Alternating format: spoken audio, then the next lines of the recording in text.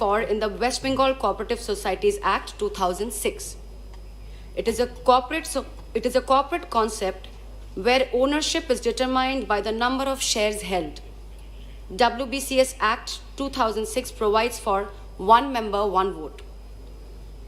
There is also a prescribed ceiling on holding of shares under the West Bengal Cooperative Societies Act. Moreover, there is no provision for issuing unsecured debentures by the cooperative societies in the WCS Act.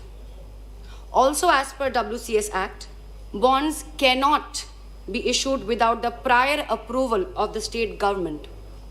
But this banking regulation ordinance provides for public issue of private placement of bonds. Therefore, it takes away the rights of the state government. Secondly, with regards, Madam, to the amendment of Section 12, by inserting Section 12, subsection 2, Roman 1, and 12, subsection 2, Roman 2, the inserted Section 12, subsection 2, Roman 1 states that no person shall be entitled to demand payment towards surrender of shares issued to him by a cooperative bank. As per inserted Section 12, subsection 2, Roman 2, a cooperative bank shall not withdraw or reduce its share capital to the extent and subject to such conditions as RBI may specify. Our views on this is, the privileges of the members may be compromised. Moreover, the redemption of shares to state government will not be possible either. Thus, inter alia, the state cannot subscribe to a cooperative bank's share capital. On the other hand, Section 12, subsection 2, Roman 2 imposes more restrictions on the freedom of cooperative banks. Lastly, the amendment of Section 56 by inserting subsection 56A4 and 56A5.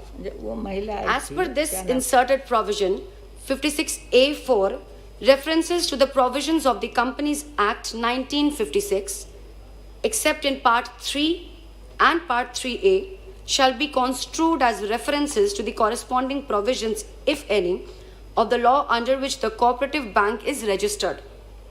As per this inserted provision, 56A5, references to registrar or registrar of companies shall be construed as references to central registrar or registrar of cooperative societies, as the case may be under the law under which cooperative bank is registered. Our views on this would be, implication is that cooperative banks may be converted into joint stock companies. This would lose their cooperative character.